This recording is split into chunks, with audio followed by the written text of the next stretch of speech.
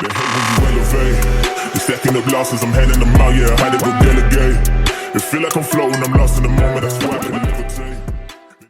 What's up, guys? Welcome to another episode of the Mindset Cafe podcast. It's your boy, Devin, and we got another special guest for you today.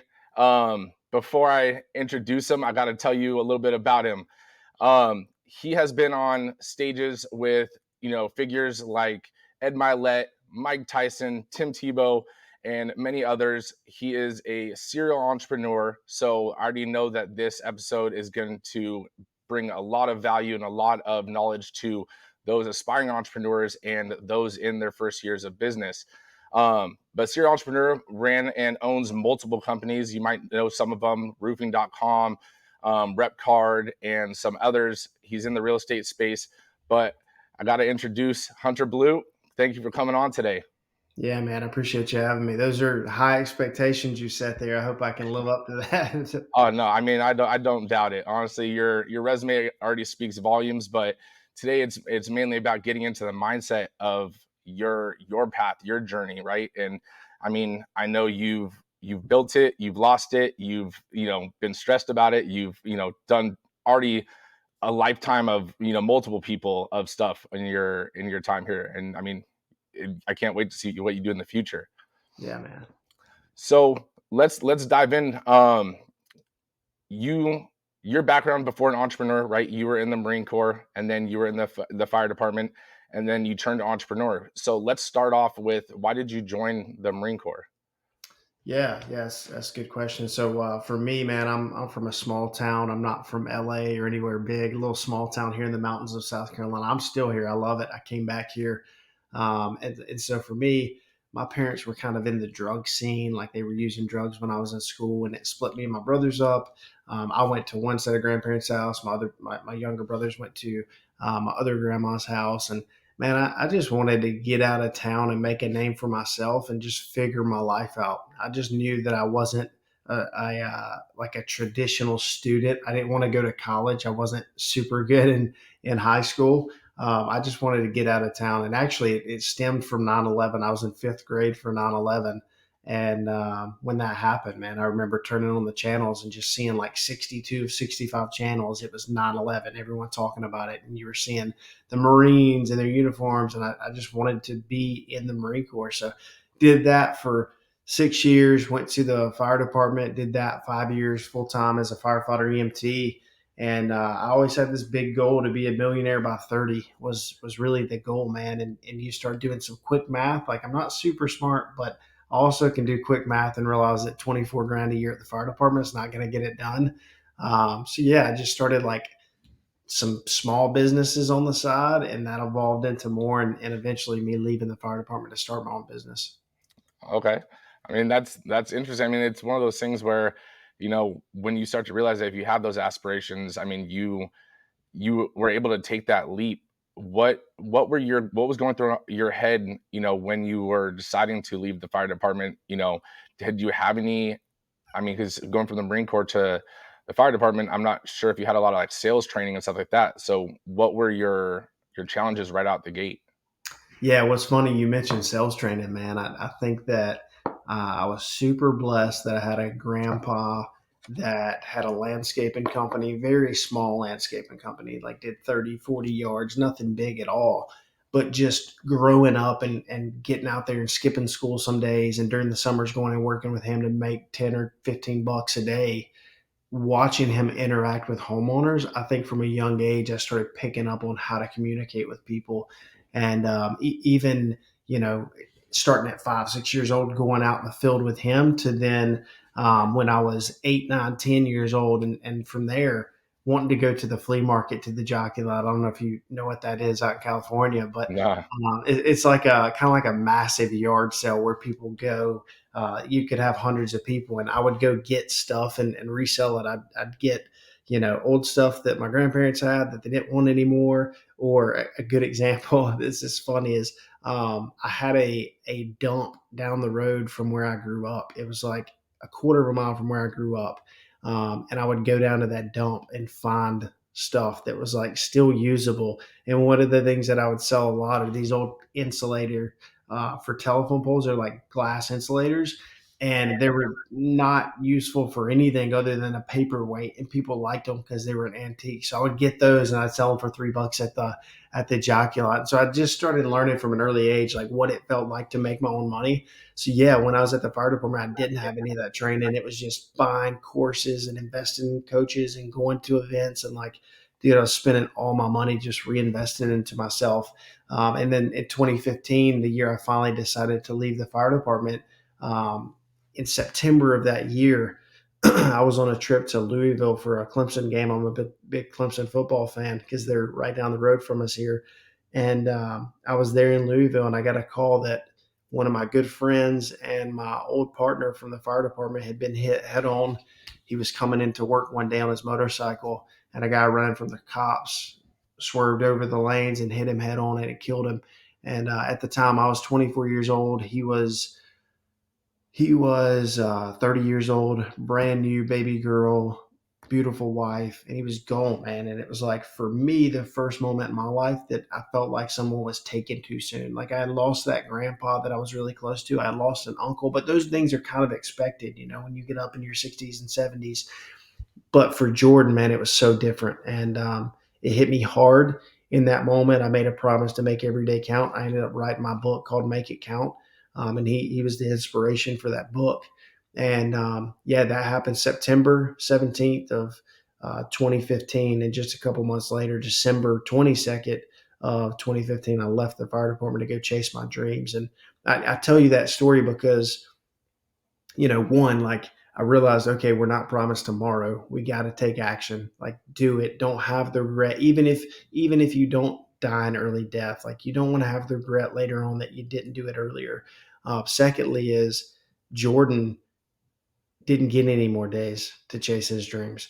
And so for me, it was almost like an extension of his legacy. It's like, dude, I'm going to go give everything I got for you and try to continue on your legacy because he poured into me and he believed in me when a lot of other people didn't. Like it's funny because you look at the fire department and the Marine Corps and like you think community and brotherhood, and there is that to an extent, but there's also jealousy, man. And like people don't want you to do better than them. So like all these guys that didn't have side businesses or some of them that had side businesses didn't like that I was doing better in some areas. And he was the guy that always believed in me. So it was almost like a nod to him, like I'm going to go out here and I'm going to make this thing count. Wow. I mean, that's powerful. So with you, I know you're a number one bestseller.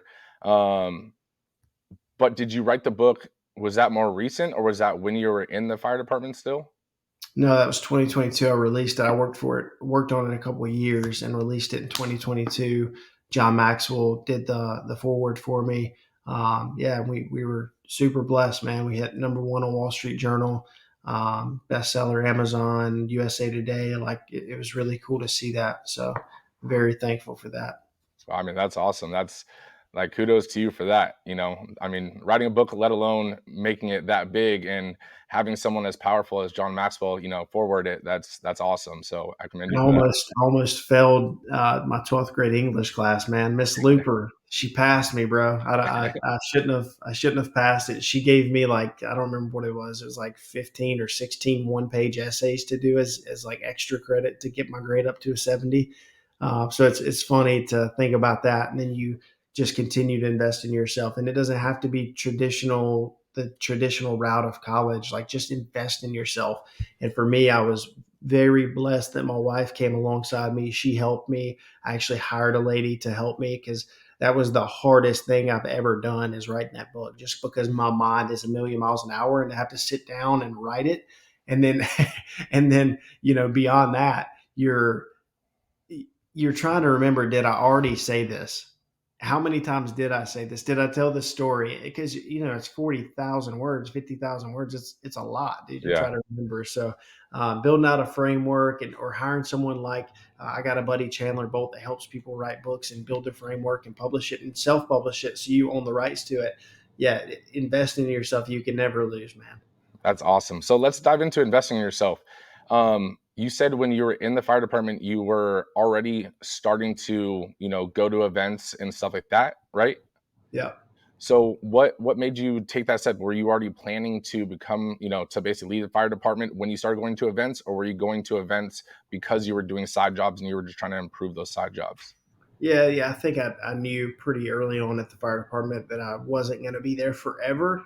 When I started, I think I probably thought that I could manage both because one of my mentors was a captain at the fire department. He became the chief of the fire department, and he had a side gig, and it was trailer parks. He owned like 4 trailer parks worth millions of dollars. And I was like, okay, I could stay at the fire department, have the steady income and the benefits and the safety and yada, yada, yada. And then I'll do the business on the side. And yeah, I mean, once I got into it, I started the first business and then started another business. And I'm rotating through, dude. I'm learning. There's the saying: sometimes you win, sometimes you learn. You don't lose, you learn, and that's absolutely it. There's plenty of times I failed, quote unquote, failed, but I was really just learning and failing forward. So yeah, man. The first one was a moving company. It was like hauling and delivery. I did pretty well with that. I made more money doing that than I did the fire department, but I realized a couple of things. Like, this isn't super scalable. It's not super sexy.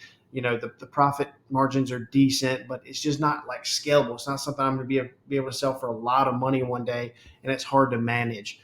So there's like some pieces in business that I look at now when I'm looking at an industry or business to get into. Like, the profitability.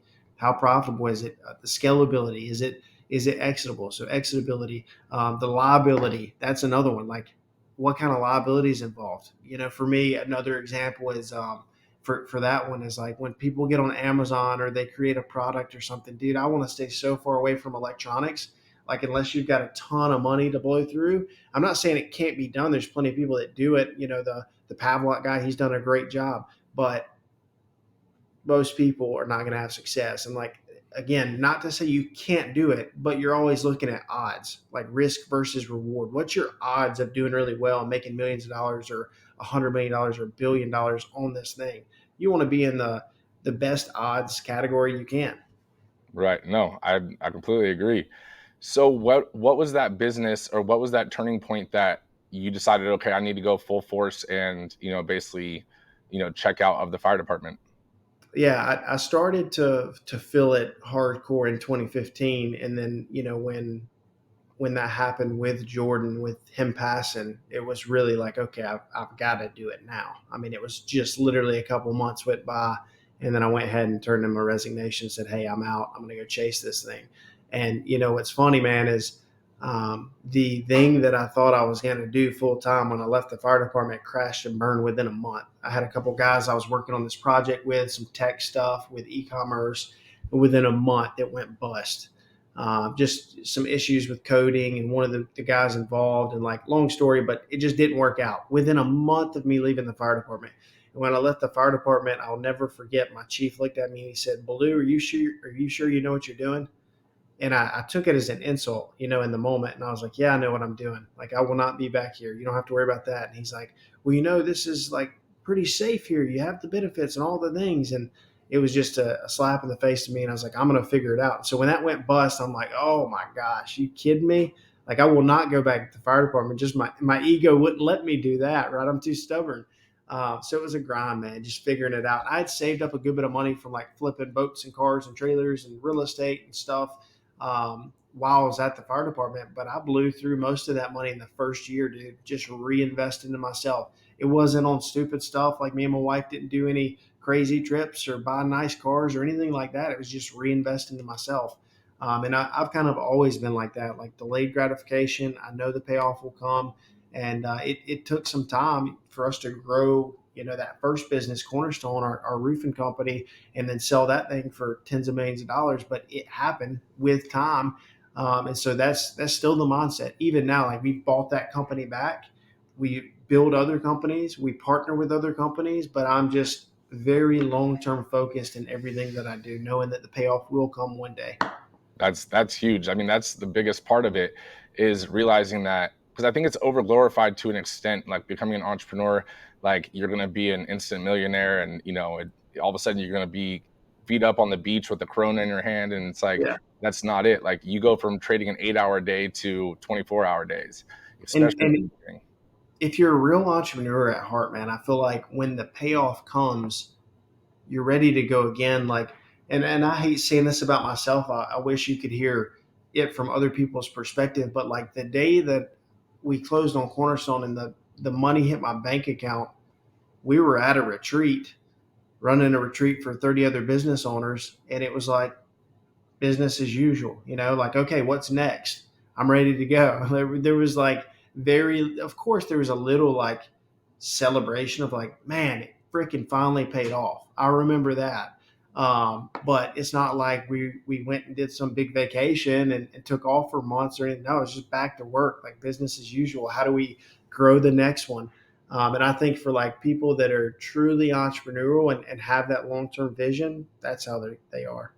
No, and I'm 100% in alignment with exactly what you're saying. I think that's so powerful, and you have to realize that becoming an entrepreneur, if you're in it for the quick exit and then you just want to be done for the rest of life, like you're playing a finite game, and entrepreneurs like yourself, like myself, like we're in it as an infinite game. Like there is Yeah. no ending, and if you're looking at your problems as short term and we're looking at as long term, like you're gonna get beat if you're only have the short-term view. So I think that's huge that, you do mention that, because I have heard that, and, some other people have said that as well. And I think it's powerful, and that's a realization. That's the truth of entrepreneurship, right? So going into, you started the roofing company and stuff like that. Like what led to, it got sold, and you mentioned your retreat. What led to the events? Like, what was that next progression from, the roofing company and stuff like that? Yeah, so really, it was before I sold the roofing company. I'll give you a quick run through timeline wise. I leave the fire department into 2015, basically beginning of 2016 is when I start my entrepreneurial journey full time. I told you that didn't work out. So by end of 2016, I'm trying to figure out the next move. I had been doing some marketing for roofers. So I started a roofing company called Cornerstone Construction as a case study, started building out the website, launched that in May of 2017, kind of took it like not real serious. I hired a couple of people that knew roofing. I didn't know anything about it, let them run it. I was just focused on building the brand and the ads, knowing that one day it could grow. Although I didn't know it would grow to what it would become, but starting to grow it. So we did like 1 million that year, 2 million the next year, and I'm really like half in, half out at best those 2 years. End of 2018, I had come back from consulting a company up north. They really crushed it. Like I helped them a lot. They really crushed it, made a ton of money, and I'm like, dang, dude, I just need to focus on my company. Like if I can help other people do this, then I can do it for myself. So into 2018, I start to buckle down. I bring in an ops person to help with the company. And then 2019, January of that year, I launched what I called Six Figure Blueprint, which is a training platform for sales reps to be able to come into our business and earn six figures in commissions. I hired our first group of sales reps, and then we started to grow from there. We did, 5 million that year. The next year we rolled into the first 8-figure year and never looked back from there. That year in 2019, I started to miss the community and the brotherhood and the camaraderie of the fire department and the Marine Corps. And so I started Revolt, which at the time was called Bold Brotherhood because it was just for men. It's changed since then. In 2020, we changed it to Revolt so it could include women, but our mastermind, Revolt. So I did that, started throwing events. At the end of that year, we threw a roofing specific event called RoofCon. That first year, we had 39 people at it with like 10 vendors. I was super embarrassed, brought in some great speakers, and I was super embarrassed, man. And I was like, I'm probably not going to do this again. But when we left that event, if there was 39 people, like 38 of them were talking about how it was the best event ever because we didn't just focus on roofing and making money and like, oh, this is a break from your family. It was very much personal development, leadership development, how do we become better men, better fathers, better uncles, better business owners and people in our community. And so that next year, man, it just started to multiply that event. We went from 39 people and 10 vendors to 881 people and 50 vendors. We continued to grow to where it was 2,200 vendors or 2,200 people, 125 vendors, all the way up to this past year. And then in 2022, we had 5,000 people this past year, and then the year before that, we had 250 vendors. So it's been a crazy ride, man, seeing the event grow. We have a ton of fun. You mentioned some of the speakers we bring in for that. Our revolt retreats, we do those 8, 10, 12 times a year. It just depends. I just got back last week from a retreat that we ran for business owners in Utah. We had about 50 or so business owners out there. It's just a great time, man. We enjoy it. We do a lot of fun stuff. We help each other. We bring in speakers, and I just get to live my dream life. So I'm so thankful for that. No, that's awesome. And actually, I saw, one of my friends, Doug Mitchell, speaking at one of the RoofCon events as well. So, Yeah, yeah. I was on his podcast yesterday, actually. oh, nice. Yeah. Yeah, he was on the podcast a few months back. So, that's awesome. So, do you think that you starting the mastermind and you starting the events and stuff like that stemmed from the knowledge and the inspiration and basically the guidance that you got when you were coming up as an entrepreneur? Yeah, to a degree. I just wanted to create a community of like-minded people. I know that's so overused. Like-minded people say that all the time, but it's true. Like people for me that were high integrity, leadership, and legacy focused. Not just about the dollar. Like that's cool. I want to make a bunch of money. Like I always tell people, billionaire bust. But impact before income, self-worth before net worth. Like when we structure our retreats, that's how it's structured. We're going to talk about ourselves first and build ourselves up, and then we'll talk about the money stuff. And that's how we've done everything. That's how we've grown the companies. We acquired roofing.com. We sold Cornerstone, bought Cornerstone back. I invested in a rep card. Like anything that I look into, I do growth partnerships where we help people grow their company. We get a small piece of equity. Every time it has to be the right leader. I don't care how good the product is, dude, like at all. It could be $1 billion product and they're like, hey, I'll give you half of it. If it's a crappy person, and this is proven, like I know it's easy to say that on a podcast. I've turned away lots and lots and lots of money publicly. This is public because this was a deal with a public company because the people didn't have the right values. So yeah, to me, that's everything, man, because you're just going to stress yourself out and not have fun anymore. And I've learned the hard way that when you hang on to people inside of your company that are cancer, when you do deals with people that are not of the same values as you, it is not worth the money at all. Wow. I mean, that's amazing right there. And I think that that's so awesome that you look at your partnerships or your future partnerships in that way, because at least in my perspective, if you are an entrepreneur, you're a business owner, or you're in it for the money, that it has almost like a vibe that comes off to the customer, to the team. And when you're actually there to impact lives and really focus on that, like the money will come, don't get me wrong, like we're in it, we're in a business, but at the same time, like when you're focused on changing people's lives or helping other people, like you will grow in return. But if you focus on the return and not the actual giving part of it, then it's one of those things where again people start to get that feeling and it doesn't lead to as much growth and potential, or at least happiness, in my Yeah, view. fulfillment, right? Like John Maxwell says all the time, significance is about others, success is about us. Yep. Significance is what we're all chasing. Like we could go down a rabbit hole here, and I won't. But yeah, I mean that's the truth, man. Success is like it's the plaque on the wall. It's the award we got when we were 10 that we're still proud of. It's the state championship. It's the certificate from the Marine Corps from being an EMT. Like those things are success, and they feel good for a minute. Significance is when you change someone's life. Significance is when I pick up my phone and I get a text every day because someone came to my retreat 3 years ago and they hit me up and say, hey man, it saved my marriage. I was about to get a divorce. That makes me feel significant. I felt great when I hit a home run and my grandpa gave me $20. That was success. It felt good for a minute, but it went away. This stuff lasts. That's significance. That's so awesome.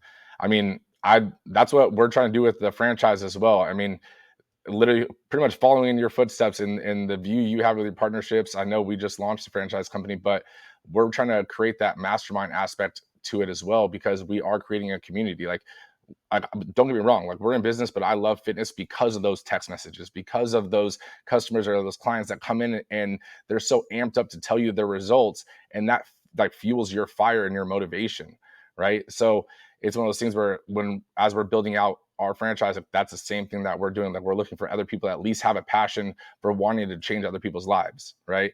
So I think that that's huge that you view your growth in that way, because it's easy, especially at the level you're at, just to make the quick deal with the public company for, huge dollars. But when you stay true to your core values, it that leads to a life, of fulfillment, like you said.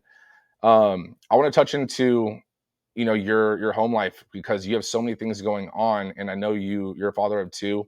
How has that been with you, like scaling up to multiple businesses to now, like, do you set aside a time for your family? How has that support system been? Yeah, man, that's for me. I'm not as like structured as some people would think. Like I know some entrepreneurs, some CEOs that are like every minute of their day they have to have documented and scheduled. I'm very much more of a free spirit when it comes to that. Now, in recent years I've become more scheduled than I used to. Like I have color coding for each thing. So like podcasts, when I'm on a podcast it's a certain color, when I'm traveling it's a certain color. Something that's urgent, so like my son's soccer games, I'll mark those as urgent, which is red, so I know that's like a hey, this can't be moved. There might be like an internal meeting that's marked gray that I know that I can move around if I need to, but there's certain things I can't. So I try to do better with that. I try to be intentional with my time because, like my son, he's 5 years old now. He's playing soccer, he's playing sports. We practice wrestling, practice baseball, and not nearly as much as I should. I still know that. I still know there's more time that I could spend with him. And I'm my own worst critic on that. Like I want to do better and I will do better and I'll keep getting better about it. My daughter, she's a year and a half now and she's so much fun. She's starting to freaking say all kind of words and run around everywhere. And I can't wait for her to start playing sports and doing things and being able to communicate a little bit more. And then you have my wife, that's involved with Revolt, involved with the foundation, and she's helping out and doing her thing. And it creates a funny dynamic where it's like, there's home life and then there's business too. And so trying to separate those things at times to where we're not talking about business all the time at the house and we can just be a family and enjoy it. There's little things that I try to set up to make sure that I get that quality time. One of those things is for my son. I don't have this for my daughter yet just because she's so young, but for my son, like every night we do at least one boys' night where we just go out on the town, we have fun, we go ride go-karts, go play arcade games, go to a movie, whatever.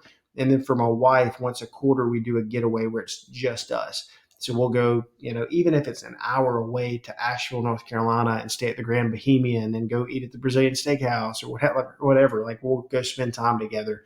So I think it's just important to do those things and set aside time. But most importantly, man, is just having that understanding of the mission. Like, what is the mission for you and your family? There's a couple of things that we have done. Like, for one, I have my personal life mission, and my wife gets that. She understands it, and she's on board. And so when I have to travel all the time and I have to sacrifice and stay late at the office, she gets it. Not to say that we're not normal like anyone else and have times where we bicker at each other and get upset, right? But for the most part, like it's great. She gets it. She's bought in because she sees the messages. She sees the post on Facebook. She hears from dudes' wives about how much they've changed since they've come to a Revolt retreat. So super cool because we do, men's retreats. She leads the women's retreat. She's leaving in 2 days to go to Utah to lead the women's retreat. And then we do a couples retreat every year too, where everyone comes together. So she sees that. And then on a kid's level, we created this exercise called Embedded, where we teach people how to create essentially values. We call them life laws for their kids. Help create these life laws that your kids are going to grow up and live by. And so for my son, he's 5, and when he was 4 years old, he had these things down pat, learned, like he gets them, and he's 5, so he doesn't completely understand what they mean yet, but he knows them, and the ones that he does understand, they're triggers and they remind him when he's in the right situation. So, his 5 life laws are man of integrity, value people, positive attitude, purpose driven, and chase greatness. So just 2 as an example are man of integrity. That was the first time man of integrity was the first one that like we saw him realize that it meant something.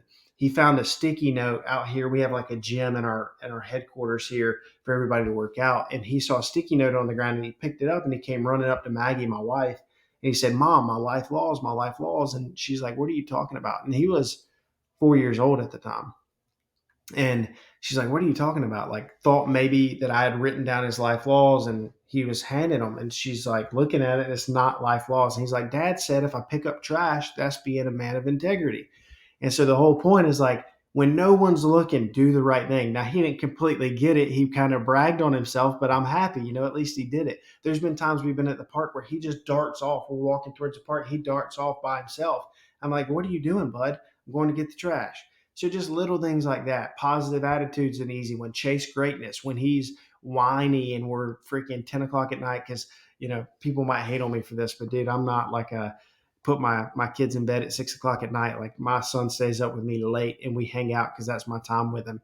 But we'll be out there in the garage at 10 o'clock at night. We've got a 3-car garage built out with a gym and jujitsu mats, and we'll be playing baseball and stuff. And when he's whiny and like, "I'm ready to go inside," or whatever, we're going to do one more. We're going to chase greatness. We're going to be the best we can. And so just those little seeds to try to help, build him up and put those in his head as he goes on through life. That's awesome. I mean, I have a daughter that's 2, so not much older than your daughter. Well, So I have a entire worksheet and video I can send you on embedded. If you would like to build those for your kids, just hit me up, or anyone listening. You can just message me on Facebook and I'll give it to you. no, definitely, and we'll definitely put your Facebook and your show in the show notes and everything too. But no, definitely, please send that. That's awesome. I think that's so cool that you're implementing those things with him, and not just basically telling him like this is what you do. Like, you're teaching him and you're showing him, and then even through spending time with him. It is late. I mean, that's the same kind of style I've said of my daughter. Like, she gets home and she wants to wrestle until like Yeah. 9:30. So it's one of those things where that quality time with you already, and seeing you work and build these businesses and everything like that, is already going to show him indirectly all those life laws. um with your wife, working in Revolt and everything like that, but you're still doing other businesses as well. What's the secret to holding that stress level and that healthy family relationship? Because it's one thing to have your spouse as a business partner, right? But when you have other businesses going on, just like someone that maybe their spouse isn't a part of their business, they don't get to see all the stresses or the struggles that you're going through. So as men, unfortunately, we do hold it in, a good amount of the time. What is the secret to you balancing that out, or at least, kind of letting your spouse in if that's something that you do? Yeah, I think it goes back to what I mentioned before, just the alignment on vision, just being completely all in, each of you understanding. For her being involved with Revolt, it's not like a full time thing. It's her managing the group throughout the year, planning the retreats when there's the retreats. And we have a team too to help her. But she does a great job. Like, in so many ways, she does a better job than I do when it comes to the retreats, because I'm just not an ops person. Like, I'm not super organized. I'm like, "Hey, you guys, we should do X, Y, Z," but I don't know how to put it all together. Can you help me? Versus she's out there getting these beautiful bags made. And like, for this retreat she has this week, she has these super pretty freaking towels made with the branding on it. I'm like, "Dude, I want one of those towels. Why did we never do that?" So it's cool to see her do those things, and us just have that alignment on the vision.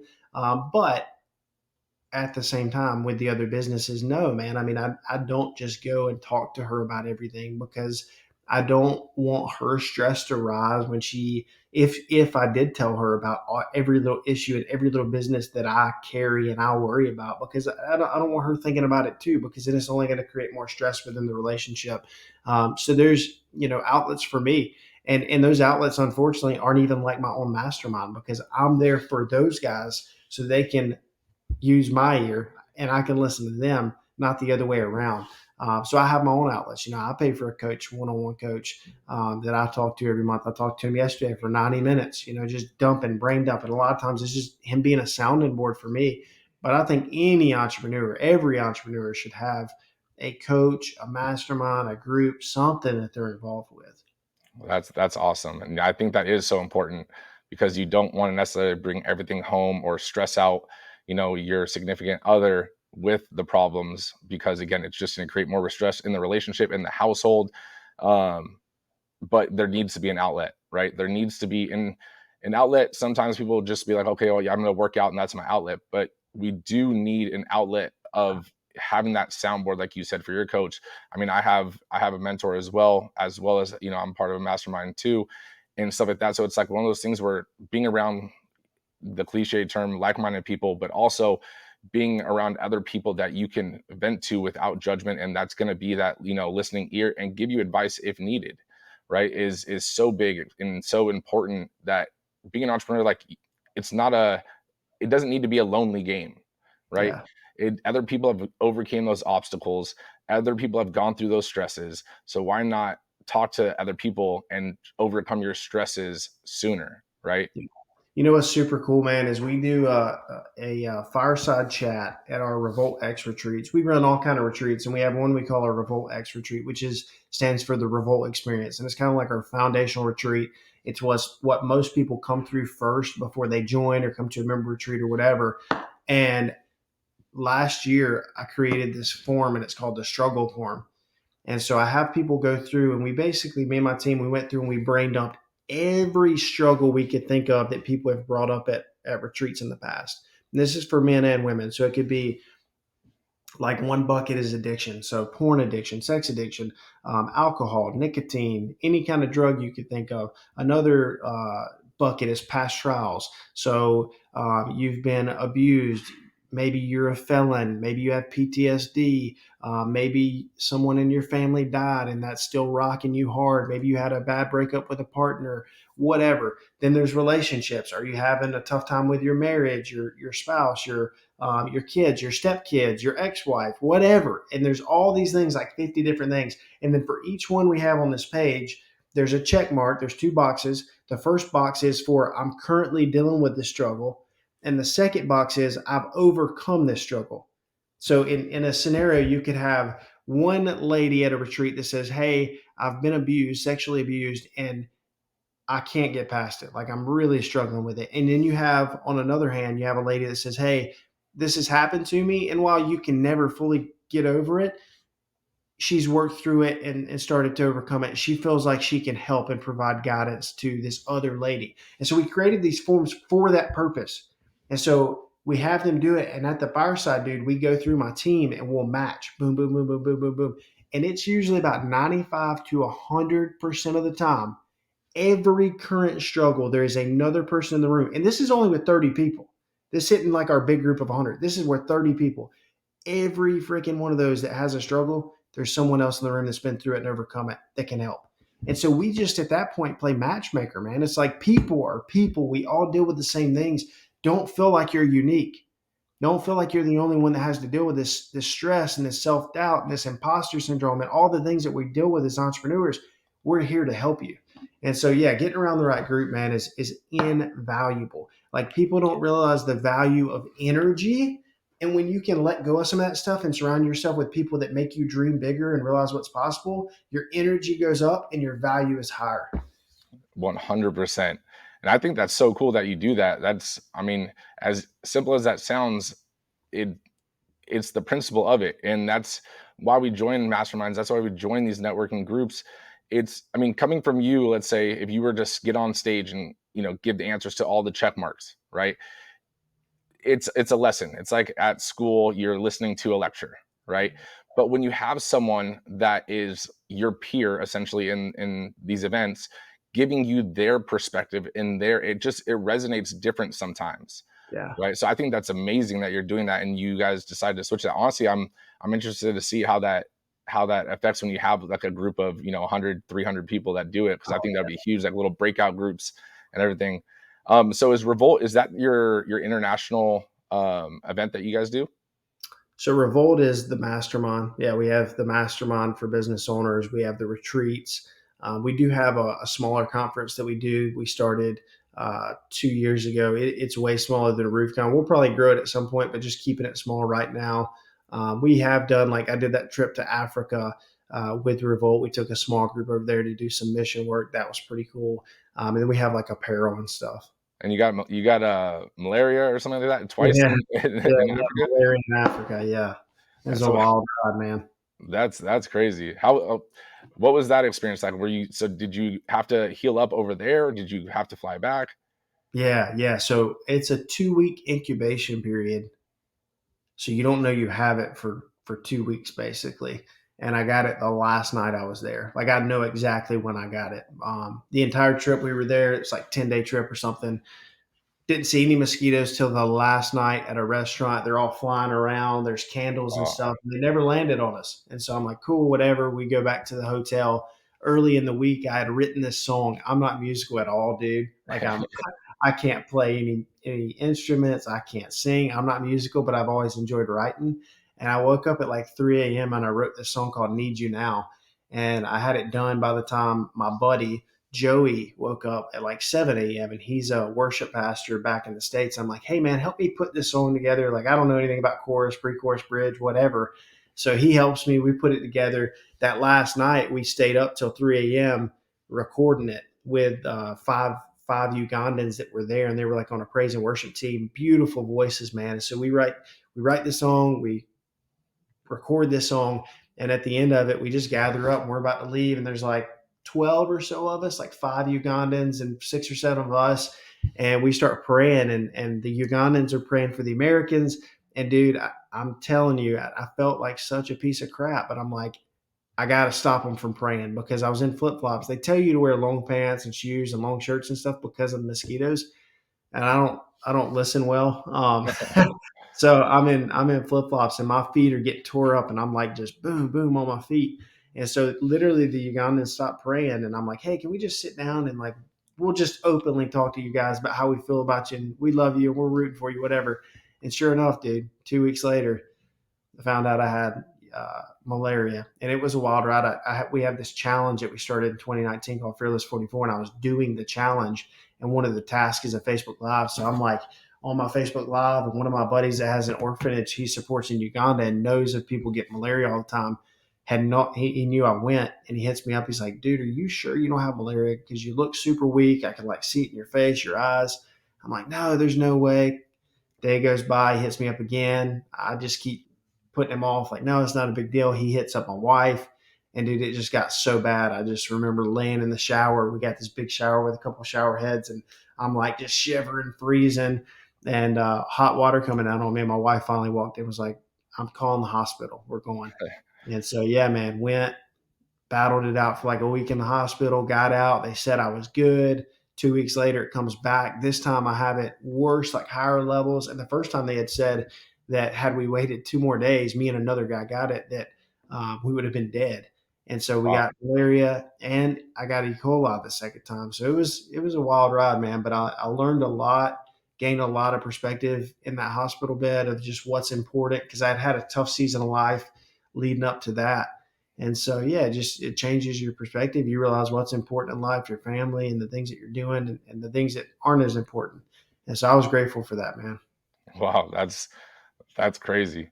So, before we wrap up, I like to ask everybody, if let's say your companies, hypothetically, your companies, everything is gone, and you have one message to leave, for future generations, what would that one message be? Yeah, man. It is lead with legacy in mind.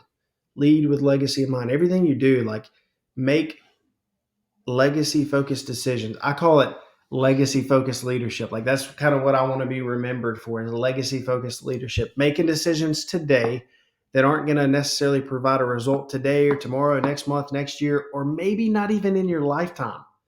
It might be 100 years from now that a result comes. But because you made that investment into that person or to that company or that product or whatever it was, you recorded a podcast, you did something like this, maybe 100. This is super cool to think about, man. Like we might only get 300 views on this video in the next 10 years, but then the right person sees it and shares it 10 years from now and a million people see it. We might be dead and gone. We might have died in a plane crash or who knows what, but we made an impact. That's our legacy. It's not about how much money we left. It's not about the inheritance. It's not about the house, the land. It's not about the sign on the football stadium that you played at or the sign coming into the town that says, hey, home of Hunter Ballew. That's not legacy to me, dude. Legacy is the impact you continue to make on people after you're gone. So lead with legacy in mind. Make decisions today that just won't impact you today or others today, but others 100 years from now. Boom, that right there, that's a mic drop. That was awesome. And I think that's an amazing, lesson to leave. Where can people follow you or connect with you? Yeah, man, I'm pretty easy. Just Hunter Ballew on Facebook. I'm really not like on all the socials. If you look me up on Facebook, it's just Hunter Ballew, and you can DM me. I've got tons of free resources I'm happy to give you. Thank you so much. And make sure you guys leave a review and share this with a friend, especially, that aspiring entrepreneur or that entrepreneur that is going through some rough times that, can connect with Hunter or with any of our other guests. But make sure you guys share the show because that's how we grow.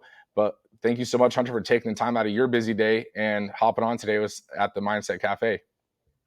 Appreciate you, brother. Thanks for having me.